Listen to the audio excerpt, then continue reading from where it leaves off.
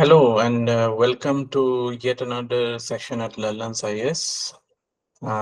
আমি আৰু এটা টপিক লৈ পেলাই আজি আপোনালোকৰ আগত উপস্থিত আৰু আমাৰ যিটো গোল আমাৰ গোলটো কি এই প্ৰগ্ৰামটো কৰা এই প্ৰগ্ৰামটো কৰাৰ মূল উদ্দেশ্যটো হৈছে যে যিকোনো টপিকৰ ওপৰত আপোনালোকৰ এটা 360 ডিগ্ৰী আইডিয়া থাকিব লাগে যাতে পৰীক্ষা হওক ইণ্টাৰভিউ হওক সেই টপিকটোৰ ওপৰত যিকোনো এংগুলৰ পৰা যদি কুৱেশ্যন আহে আপোনালোকে হেণ্ডেল কৰিব পাৰে আৰু সেই উদ্দেশ্য আগত ৰাখি আমি যথেষ্টখিনি কষ্ট কৰি যথেষ্টখিনি এফৰ্ট দি মাল্টিপল চৰ্চেছ ইউজ কৰি পেলাই আমি টপিকটো কনচলিডেট কৰিব চাওঁ আপোনালোকক এটা জেগাত দিবলৈ চেষ্টা কৰোঁ আৰু সেইটো কাৰণে আমি উৎসাহিত হ'ম যদি আপোনালোকে আমাৰ কামটো লাইক কৰে আমাৰ চেনেল সাবস্ক্ৰাইব কৰে আমি উৎসাহিত হব ভৱিষ্যতে আৰু এই যাত্ৰা অব্যাহত ৰাখিবৰ কাৰণে সো ইয়াতে এইটো অনুৰোধ যে আপোনালোকে যিসকল শ্ৰোতাই আমাৰ চেনেল পৰা লাভৱান হৈছে তেওঁলোকে আমাক লাইক কৰক আমাক সাবস্ক্ৰাইব কৰে আৰু যাতে আমাক শ্বেয়াৰ কৰে আৰু পলম নকৰি let us begin the topic of the day. Okay, so what we have got for you today is the topic which has been in news for the past few days, for the first couple of weeks. Regularly, I mean, newspaper articles by us to be clear. The topic is one nation, one election, or Zakami, simultaneous election. Will you simultaneous? A topic to নাম হ'ব পাৰে simultaneous elections.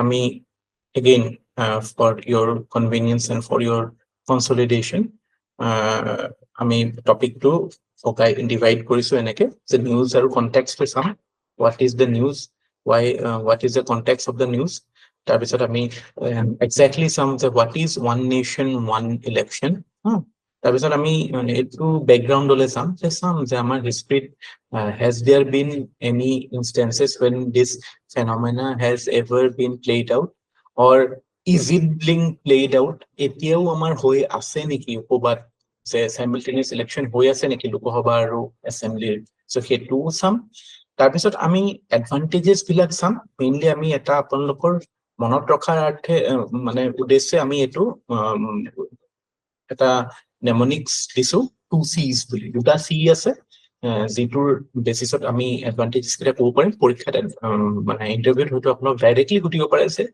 what do you think can be an advantage of holding simultaneous election তেতিয়াহলে আপোনালোকৰ মনত ৰখাৰ অৰ্থে এনেকুৱা টাইপত যদি থাকে then it will be very convenient for you as a concerns কিছুমানো আছে it has been raised হেতু আমি 4F ত আমি ডিভাইড কৰিছো কি হয় এটো আমি আপলে গম পাবো as we go along the discussion then আমি কিছুমান এক্সপাৰ্টৰ ভিউ লম যে এক্সপাৰ্টছে সকলে কি কৈছে এটো বিষয়ে ঠিক আছে তাৰ পিছত আমি সাম যে গ্লোবাল প্ৰেক্টিসেস কেনেকুৱা কোনোবা বেলেগ দেশত simultaneous election হৈ আছে নেকি এটো সাম আৰু তাৰ পিছত আমি এটা way forward what can be a good conclusion and what can be a possible solution to this conundrum should we have it should we have simultaneous election or not so we will try to find it in this way I believe that your 360-degree coverage of the topic would be complete and you will be very confident facing the interview or for that matter any exam and if you happen to come across this question then it will be very easy for you that is our purpose amar uddeshyo to as a teacher what can be our aim amar uddeshyo to etu hob pare je jetia apni porikha diye ji porikha নহক আপোনালোকৰ কাৰণে সেই পৰীক্ষা হলৰ পৰিবেশটো easy হয় আপোনালোকৰ সাথে কোৱেশ্চনটো ফেস কৰিলে আপোনালোকে যাতে কমফৰ্টেবল হয় be it in the prelims exam prelims হক মেইনছ হক ইন্টাৰভিউ হক সো সেই প্ৰসেসতে সেই বস্তুটো যদি আমি কৰিব পাৰিছো দেন তেতিয়াহে আমাৰ মানে কামটো মানে সফল বুলি ক'ব পাৰি ঠিক আছে সো আৰু পলম নকৰি let us begin so what is the news or what is the context of this news I hope you people know that the central government, the central government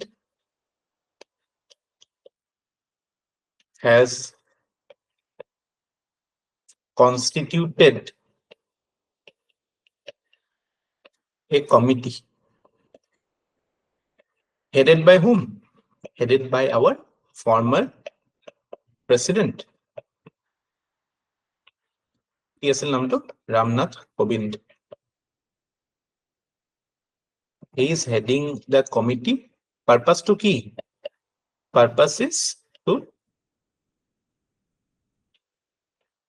check the feasibility, মানে possible হয় না নহয় of the idea of one nation, one election. So it was a hole, then this became a matter of public debate.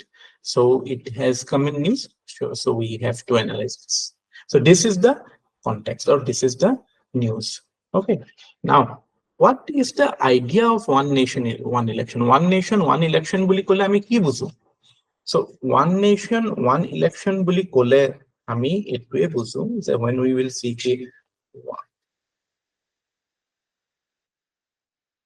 somebody asks you what is ONOE, this can be a very direct question. Then what will be your answer? It is synchronization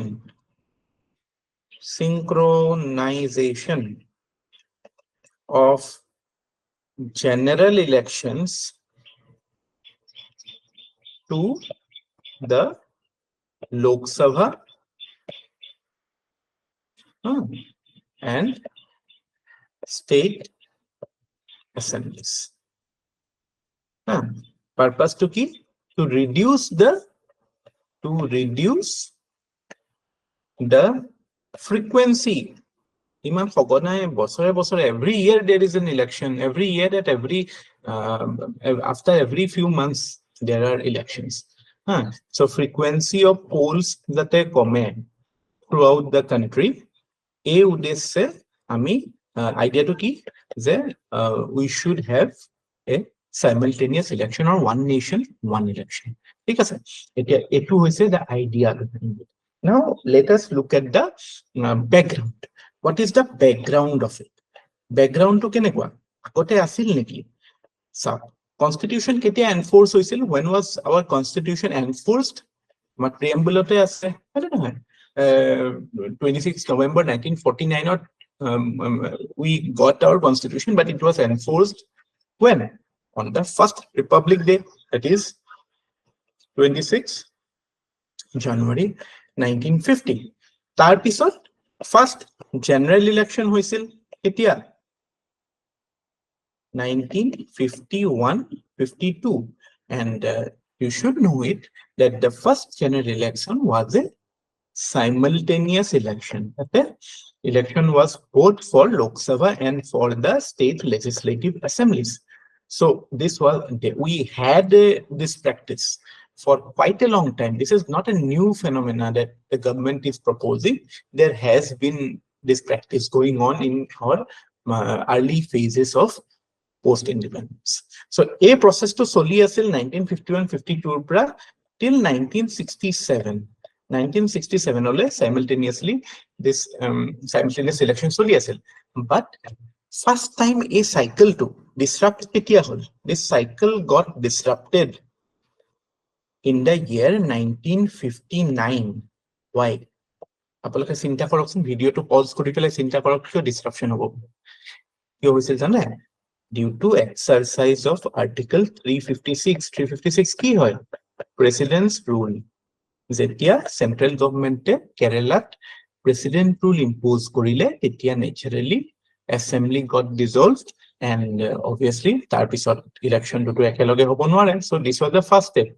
Zetia mane president rule continue hoi thakile tar pisot akko zetia general election hol Lok Sabha karone tar pisot tetia state elections bilak hol Kerala. Into a process to continue মানে তেতিয়াতো 59ত কেৰালাত হৈছিলে 67ৰ পিছততো বহুত ষ্টেটত মানে 60জতে বহুত ষ্টেটত এইটো বস্তু ফেনোমেনা হোৱা আৰম্ভ হ'ল কিয় আপোনালোকে এটা টাৰ্ম শুনিছে চাগে ডিফেকশন হা বা হৰ্স ট্ৰেডিং হোৱা হা সো এই বস্তুবিলাক ডিফেকশন কাউন্টাৰ ডিফেকশন যেতিয়া এটা পাৰ্টিৰ এমএলএজ বা চেণ্টাৰত এমপিজ বিলাকক বেলেগ এটা পাৰ্টিলে শিফট কৰে বা তেওঁলোকৰ পলিটিকেল এলিজেন্স শিফট কৰে তেতিয়াতো সেই পাৰ্টিটো if that party is in power then that party cannot sustain its government unless it has a majority so defection কৰি তো বহুত government তেনেকে পৰি যায় হয় না so because of such constitutional arrangement or constitutional issues it becomes difficult to continue this cycle so agote hoy asil jodio etu because of these things that resulted in premature dissolution that premature dissolution hoy gol assemblies bilakor that led to breaking down of the cycle of simultaneous election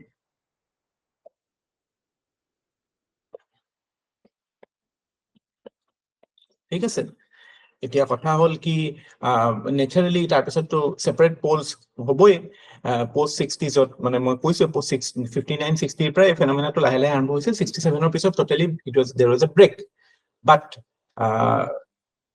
it is a quiz question for you currently do we have any states which has simultaneous election with the Lok Sabha assembly so again you can pause and think and if you can then it's good for you it shows that your general knowledge is up to date so you should note that right now the states of Arunachal Andhra Pradesh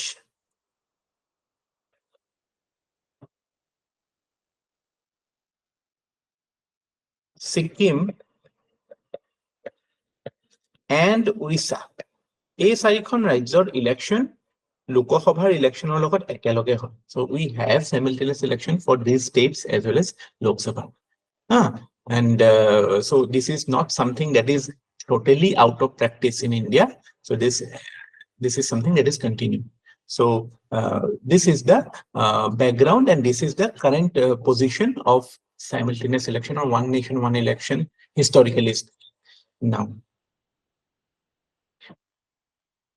what are the advantages what are the advantages of having one nation one election আমি কৈছিলো we talked about 2 C's you know what are the 2 C's the 2 C's are basically cost and campaign frequency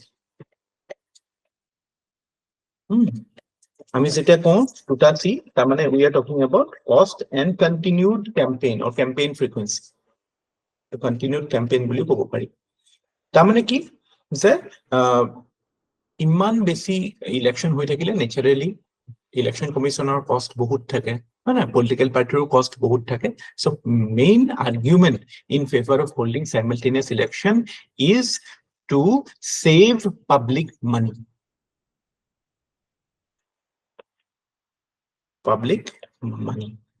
আৰু continued campaign হৈ থাকিলে কি হ'ব when you are in election mode then what happens তেতিয়া আপোনালোকে শুনিছে না there is something called model code of conduct so model code of conduct যেতিয়া ইলেকশন কমিশনে লাগু কৰে তেতিয়া গভৰ্ণমেন্টে নতুন পলিসি আনিব নোৱাৰে নতুন গভৰ্ণেন্সৰ স্টেপ লব নোৱাৰে so continued এটা ইলেকশনিয়াৰিং মোডতে যদি থাকে তেতিয়া হলে what suffers governance suffers so that administrational focus to governance of thake so that administrational focus to development activities of thake ami we can say that simultaneous election can be a solution to this conundrum of you can say stop start governance that keeps on happening in India after every few months every year we have elections so governance process gets stopped campaign kori thake ajikali to ki hoy agote to ideally কি হ'ব লাগিছিল state units বিলাকে state assembly state election চলাব লাগিছিল সেন্ট্ৰেলত কিন্তু আজিকালি তো politics ইমানেই বেছি কাট থ্ৰোট হয় যে যিকোনো ষ্টেট এছেম্বলিতে আপোনালোকে দেখে যে নেশ্যনেল লিডাৰ্ছ বিলাকে কেম্পেইন কৰে ইনফেক্ট পঞ্চায়ত ইলেকশ্যনতো বা লোকেল গভৰ্ণমেণ্ট ইলেকশ্যনছতো নেশ্যনেল লেভেল লিডাৰ্ছে কেম্পেইন কৰে চ' একচুৱেলি এইটো প্ৰব্লেম হ'ব নালাগিছিল কিন্তু এতিয়া যিহেতু politics is so' cut throat চ' আমি দেখা পাওঁ কি যে even leaders of national parties, leaders at central level are coming for campaigning at state assemblies. In fact, many state leaders are also going to other states to campaign. So, electioneering kori thakile governance ketia koribo, development activities ketia koribo. So, ebilak eta strong argument in favor of holding simultaneous election.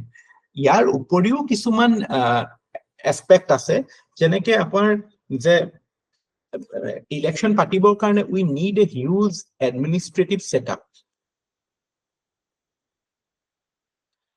Tar uporiu we need a huge security setup. The number of central forces deputed during election is huge. So A is a stress porise security report, administration report that can be reduced and they can focus more on the real issues at hand. So it is important factor that you want to reduce the strain on administration, you want to reduce the strain on the security forces. Again, that will ultimately lead to timely implementation of policies. So electioneering mode or so basically these are roughly the main issue to main argument in favor of it direct propose it will reduce save public money, it will give more time to focus on development activities as it will reduce the continued campaign mode that political parties tend to be in when you have elections throughout the year. So it is the main reason our administrative stress come for a teacher report. Schools or teachers employed her to conduct elections mainly. Officers but it impacts education. It impacts the performance of students. So you can say peripheral advantage of having a simultaneous election. Okay. So this is roughly the advantages that you can get from holding simultaneous election. Now, etia hile amar concerns.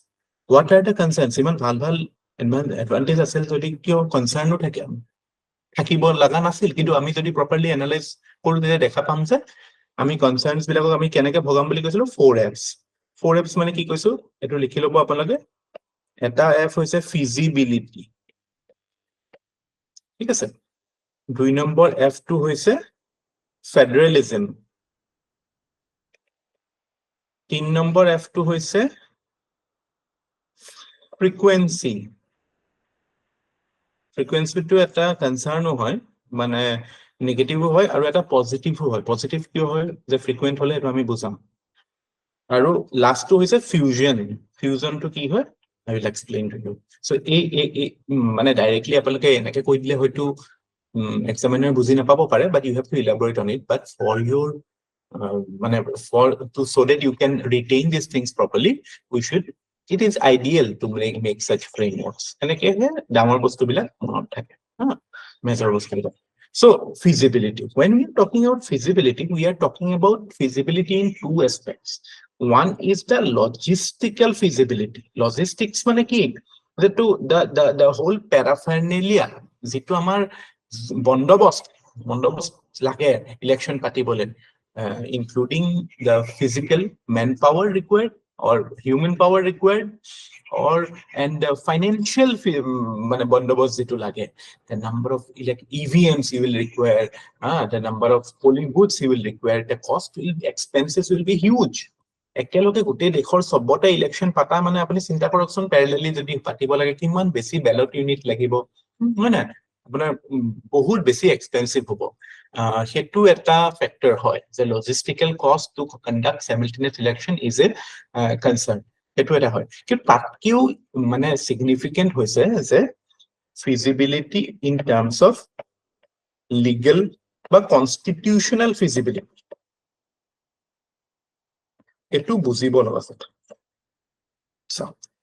আমাৰ article 83 close 2 আছে আৰু article 172 আছে article 172 আৰু 83 close 2 এ কি কৈছে 83 close 2 আৰু দুইটা এটা কথাই কৈছে যে the tenure of Lok Sabha and the tenure of the state assemblies, yet assembly kotha koise, yet Lok Sabha kotha koise, is how much? What is the tenure? 5 বছৰ, হয় না? 5 years. So before that, obviously it can be dissolved. 5 years to continued নহয়, হয় না?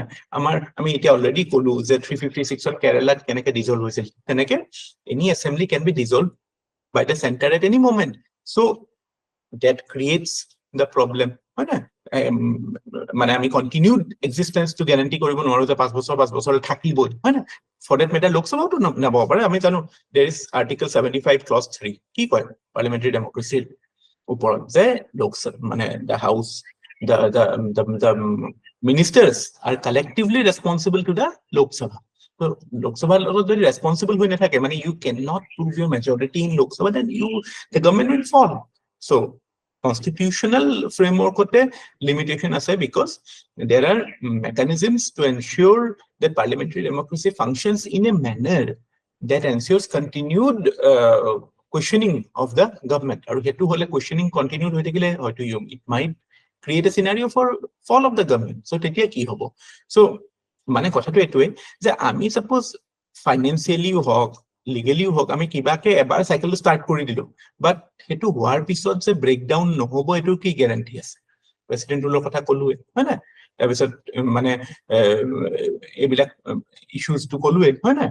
So এতিয়া কথা হল কি, এই প্ৰবলেমটোৰ সলিউশনৰ হিচাপে according to the proponents of one nation one election, those who are supporting this idea, তেওঁলোকে কৈছে যে যদি কোনোবা assembly breakdown হয়, then we will either, এক নম্বৰ কৈছে যে we can give president rule for that remaining tenure.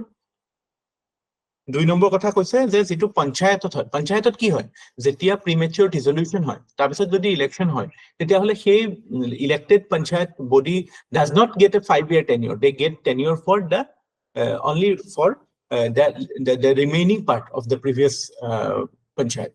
Okay, so similar arrangement is proposed, but again etur limitation আছে, হয় না? এটা তো president rule কৰি দিয়া মানে কি, again you are মানে continued president rule is a you can say anomaly to democracy, হয় না? কারণ states are also equally democratic units of the government, মানে of the entity called Bharat. So সেইটো এটা ফ্যাক্টর। দেন আকৌ যদি আমি আকৌ ইলেকশন পাতিবই লাগে for the remaining term, then যেটো আমি অৰিজিনালি আইডিয়াটো কৈছিলো যে কষ্ট কমিব, আমাৰ কন্টিনিউড ক্যাম্পেইন কমিব, সেই আইডিয়াটোই দেখোন মানে it turns the logic on its head. So হেতুটো হৈ থাকিব, কষ্ট হৈ থাকিব। So there are strong, you can say, constitutional feasibility issues which actually creates more problems or creates more questions or doubts than solutions. So election আকৌ হ'ব, president rule হৈ থাকিব নেকি? So এই বস্তুবিলাকৰ কাৰণে মানে এতিয়া existing যেটো constitutional frameworkত simultaneous election পতাটো দিগদাৰি। আৰু এতিয়া হেতুতে আমি এটা কথা জানাটো দৰকাৰি, যদিও নিউজত আছে, it is not easy to implement. Why? Article 368 আন্ডাৰত আনিব লাগিব। মানে Article 368 কি কয় যে procedure to amend the constitution, আৰু এটো যেহেতু ফেডাৰেল প্ৰিন্সিপল ইম্প্যাক্ট কৰিব, তাৰ মানে it has to be passed by special majority, মানে 2/3 of the house members present and voting plus majority of the house, এনেকুৱা এটা মেজৰিটি পাস হ'ব লাগিব লোকসভাটো ৰাজ্যসভাটো, তাৰ পিছত 50% ষ্টেটে এপ্ৰুভ কৰিব লাগিব। সো এনেকুৱা এটা এতিয়া আজি গভৰ্নমেন্টৰ ৰাজ্যসভাত মানে নৰ্মেল বিল এটা পাস কৰিলে কিমান দিগদাৰ হয়, ওয়েফাৰ থিন মেজৰিটি আছে গভৰ্নমেন্টৰ বা এনডিএ। সো হেনেকুৱা ক্ষেত্ৰতটো 2/3 পোৱাটো নিয়াৰ impossible. So it is obviously it is there is a politics to it. তো আমি আমাৰ ডিসকাশনস বিলাকত পলিটিক্স এভয়েড কৰিবলৈ চাওঁ, কিন্তু যত মানে কিছুমান ক্ষেত্ৰত আমি একেবাৰে এভয়েড কৰিব নোৱাৰা হৈ যাওঁ, কাৰণ ইয়াত এইটো ইস্যুটো this is highly politicised and highly polarised, মানে either you are in favour or against it. But ইয়াতে আমি অবজেক্টিভ ফ্যাক্টস খিনি চাব লাগিব, যেনেকে এইটো যে ওয়ান নেশন ওয়ান ইলেকশন কৰাৰ কাৰণে যেটো মানে legal procedure hobo, constitutional procedure hobo, that is very difficult to achieve at this moment. Maybe it is a propaganda right now, propaganda hobo pare, ekho bhal kam etar propaganda hobo pare. So heneke jodi ideal hoy, let us see what the President COVID committee recommends, then we will have more light on this issue. But these are the facts on the ground. Okay, now feasibility issue with regard to constitution, feasibility issue with regards to logistics আপোনালোকে বুজি পালে. Next issue is, next concern, second F is federalism. So federalism মানে কি? আমাৰ India is a federal country. আমি article 1 কৈছে কি যে যদিও তাত ফেডাৰেল শব্দটো ইউজ কৰা নাই, বাট কি কৈছে, India that is Bharat shall B A union of states. হা, মানে ইউনিটাৰি সেই বুলি কয় ন, যে অকল গভৰ্ণমেণ্টে থাকিব, চেন্ট্ৰেল গভৰ্ণমেণ্টে থাকিব নহয়, ষ্টেট গভৰ্ণমেণ্টে থাকিব. তাৰমানে যেতিয়া আমি কৈছো যে ইউনিয়ন অফ ষ্টেটস বুলি, তাৰ অৰ্থটো এইটো হয় যে গোটেই নেশ্যনটো ওৱান বুলি আমি কনচিডাৰ কৰিব নোৱাৰো. ওৱান হয়, ইউনাইটেড হয় ইণ্ডিয়া, কিন্তু আমি এটা বুলি ক'ব নোৱাৰো, because states has independent existence. We are a federal country and states have independent existence. তাৰমানে আমাৰ ৰাজ্যবিলাক অকল প্ৰশাসনিক সুবিধাৰ কাৰণে ক্ৰিয়েট হোৱা নাই, যে যাতে মানে ইমান দূৰত দিল্লী, ইমান দূৰত কেৰালা, ইমান দূৰত অসম, ইমান দূৰত প্ৰশাসনিক হেৰি কৰিবলৈ দিগদাৰ হ'ব, চলাবলৈ দিগদাৰ হ'ব দিল্লী, বা সেইটো কাৰণে আমি ষ্টেট ক্ৰিয়েট কৰা নাই. আমি কিয় কৰিছো? We believe in the democratic principle. যে ডেমক্ৰেটিক প্ৰিন্সিপল, এইটো একদম প্ৰিন্সিপলৰ কথা দেই, যে আমি কি ডেমক্ৰেটিক প্ৰিন্সিপলত বিশ্বাস কৰো, যে আমি ৰেকগনাইজ কৰিছো যে what do we recognize? We recognize the legitimacy of, আমি কাৰ legitimacy recognize কৰিছো? Of linguistic, cultural, ethnic,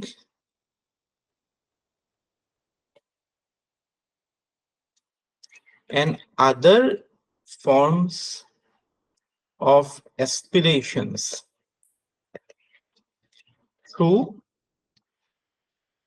grant of statehood. এই শব্দটো, এই বাক্যশাৰৰ অৰ্থটো কি? What is the meaning of this sentence? যে আমাৰ ফেডাৰেলিজমৰ অৰ্থটো এইটো নহয় যে আমি প্ৰশাসনিক সুবিধাৰ কাৰণে আমি ষ্টেট ফৰ্ম কৰিছো, নহয়। আমি প্ৰপাৰ ডেমক্ৰেচিত বিশ্বাস কৰো. আমি বিশ্বাস কৰো যে ৰাজ্যবিলাকৰো যিটো লিংগুইষ্টিক এক্সপ্ৰেছন থাকিব পাৰে, তেওঁলোকৰ কালচাৰেল এক্সপ্ৰেছন থাকিব পাৰে, যে অসমীয়া, এতিয়াতো আমাৰ ক্লজ 6ত এইটো হেৰি হৈয়ে আছে, ডিবেট হৈ আছে যে অসমীয়া কোন। চ' আমাৰ কালচাৰেল এক্সপ্ৰেছনৰ মানে এটা মাধ্যম হিচাপে যে state, we have a state to protect the cultural expression of আছ. চ' আমাৰ এটা ইণ্ডিপেণ্ডেণ্ট আইডেণ্টিটি হৈ গ'ল সেইটো হিচাপত, হয় নাই? তেনেকে আমিতো জানোৱে প্ৰথম যিখন Andhra Pradesh, the state created on linguistic lines, ত' সেইটোতো মেইন পাৰ্পাছটো কি, যে তাৰ language was the basis for creation of the state. So' তাৰমানে কি? তাৰমানে এইটো যে আমি যদি গোটেই দেশত অকল এটা ইলেকশ্যনেই পাতো, তাৰমানে কি? We are not actually respecting the diverse cultural aspirations of such people, of the people of India. So বেলেগ জেগাৰ aspirations বেলেগ হ'ব পাৰে, হয়তো সেইটো কাৰণে বেলেগ ফৰ্মত হ'ব পাৰে। গোটেই যদি এটাই কৰি পেলাম, তাৰমানে we are in a way trying to suppress all aspirations under one national appeal. সেইটোতো আমাৰ ফেডাৰেল ছেটআপত পাৰমিট নকৰে, হয় নে নহয়? So that is one strong argument which says, which actually questions the idea of one nation, one election. বুজি পাইছে?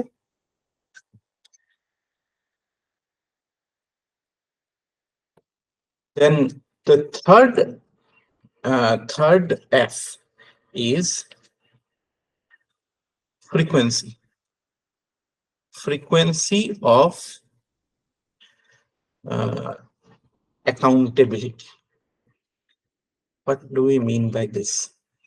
That's all.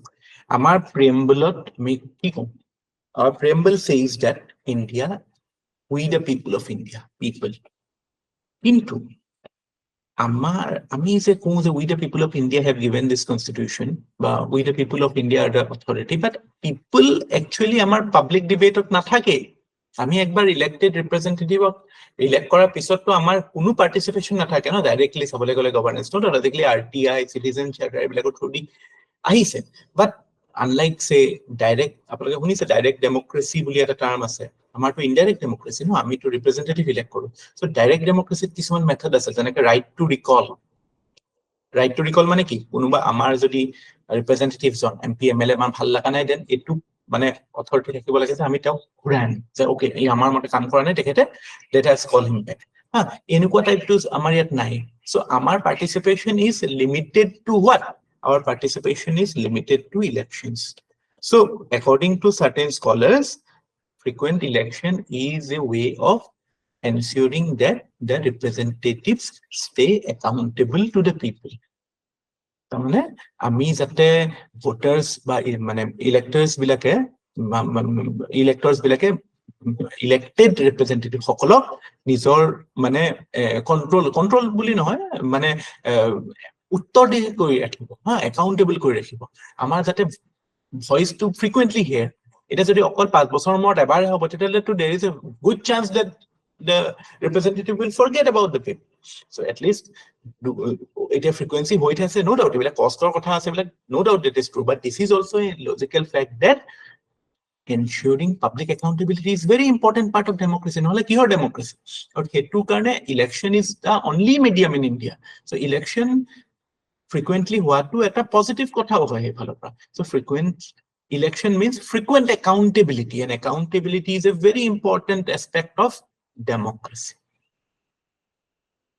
accountability simple literal meaning translation is answerability okay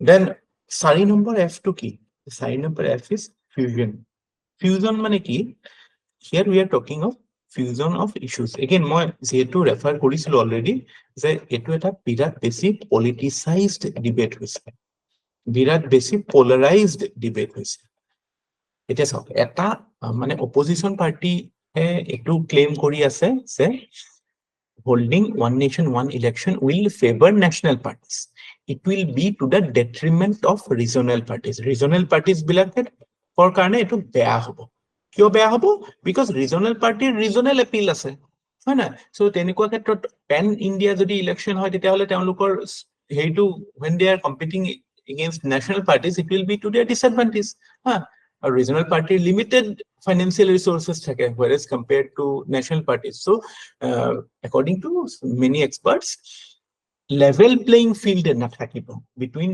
regional parties and national parties aru tatkeu important in democracy because in democracy election ki hor fight hoy issues or so jodi aji ami national issues have priority pai then it can lead to digression or suppression of local issues regional issues there is a probability that regional issues will be suppressed under national issues into regional issues bilako important hetu karone regional election hoy but yate ami eta kotha mon koribo lage je etu khetrot ami imanu amar voters bilako immature buli bhabibo na lage apoloke yate practical examples kisman sabo 2019 ot jetia Lok Sabha election aru assembly election hoisil in the state of Odisha same voters in Lok Sabha they voted for BJP but in assembly they voted for BJD Biju Janata Dal so voters are also smart but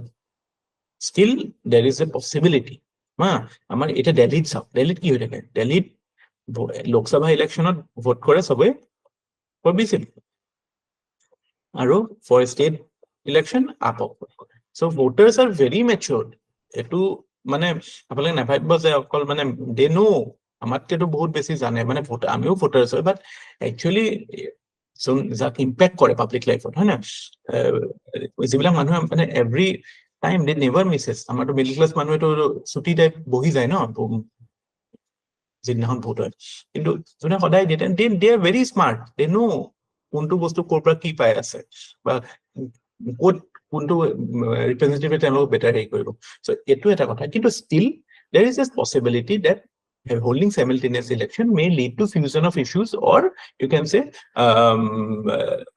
overriding of national issues over local issues blend হৈ যাব পাৰে দুইটা issues so these are the 4 F's or you can say concerns related to holding simultaneous election aru yaru poriu apunar হেডিৰ কথা আছে politics মানে recently হেডিয়ে কৈছিলে আপোনাৰ কপিল সিব্বলে কৈছিলে কপিল সিব্বল talked that যদি simultaneous election হয়, it will lead to increase in horse trading. Horse trading মানে যেটো আমি কৈছিলো defection. এতিয়া we have a anti-defection law. We have Supreme Court judgments like Esa Bomai case, which in a way checks the arbitrary use of Article 356. But still, simultaneous election হৈ গলে এনেকুৱা এটা chance হ'ব পাৰে যে okay, we should ensure that government should not fall at any cost, because that will either lead to president rule or it may lead to a government for a limited tenure. So there is again the possibility of horse trading might increase now. And the defection laws are due us. We see practically ami dekha pai aso no the how it has been misused or how things are still going underhand. So ebilaku concerns ase. Thik ase. So what are the experts' view on this? There etu issue to the azire kotha nohoy. In fact 1983 manote 82-83 manote tetia election commission, law commission of India, election commission tetia pa koi ase je simultaneous patibo like already 60 leke to asile 67 leke. Or election commissioner nightmare no, they are in election mode 365 days of the year. Voter list review kora, election pata, EVM notunke ako heri kora. So it is a logistical nightmare for them. So jodi 5 বছৰ মূৰত এবাৰ হয় তেওঁলোকৰ কাৰণে plan কৰিলে better হয়। So এটো এটা কথা আৰু মানে মেইনলি কষ্ট আৰু বাকি ধৰক মানে ইলেকশন মোডত নাথাকে যাতে কান্ট্ৰি। সো ইলেকশন কমিশনেও কৈ আহিছে, টিএস কৃষ্ণমূৰ্তি আছিল চিফ ইলেকশন কমিশনাৰ আগতে, then justice BP Jiban Reddy, Justice Jeevan Reddy, then T.S. Krishnamurthy, Justice Jeevan Reddy, Law Commission of India chairman asile. They supported the idea of one nation, one election. Then T.S. Krishnamurthy, former CEC. তাৰপিছত আমাৰ সুনীল আৰোৰা আছিলে, তাৰপৰা আমাৰ এই very recently Sushil Chandra, he said that we are actually very much ready for the election. We মানে totally geared বুলি কৈছিলে Sushil চন্দ্ৰাই। but এতিয়া season হয়, এতিয়া কোন হয় আমাৰ CEC ৰাজীৱ কুমাৰ হয় না। ৰাজীৱ কুমাৰে কি কৈছে recently? ৰাজীৱ কুমাৰে একো কোৱা নাই, he didn't comment on it. But many former election commissioners, chief election commissioners have supported the idea of holding simultaneous election. Okay, so that is how the experts have expressed their opinions. And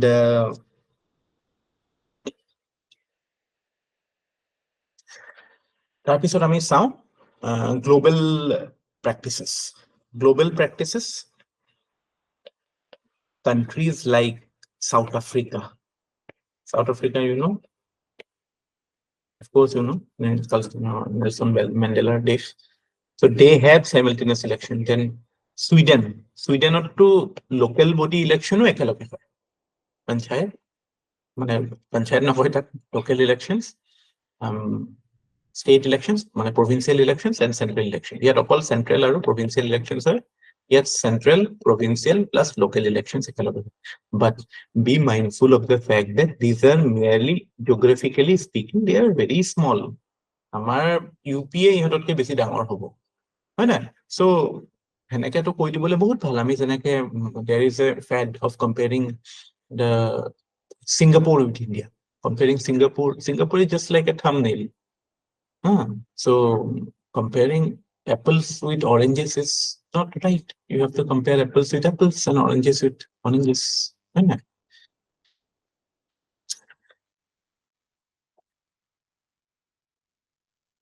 India কি হয়, India কালি আমি last হেডত কৈছিলো India is a subcontinental size country where we have diverse geographies, Himalayas.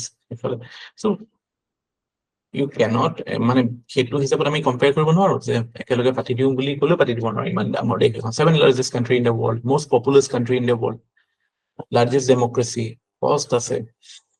By the way, for your information, there was this recent report in the Hindu. There was a RTI query made to Election Commission of India.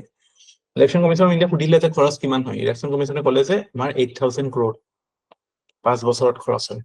এইটো যদি আমি compute কৰি ওলাও মানে ৰাফলি 1,500 crore per year, তাৰমানে উলিয়াইছে যে almost আই think around ₹27 per voter, প্ৰত্যেকজন ভোটাৰৰ ওপৰত পাৰ ভোটাৰ পাৰ ইয়াৰ 27 টকা খৰচ হয়। তো it doesn't seem to be a big expense এতিয়া যেটো প্ৰসেসত হৈ আছে, because India is such a big country.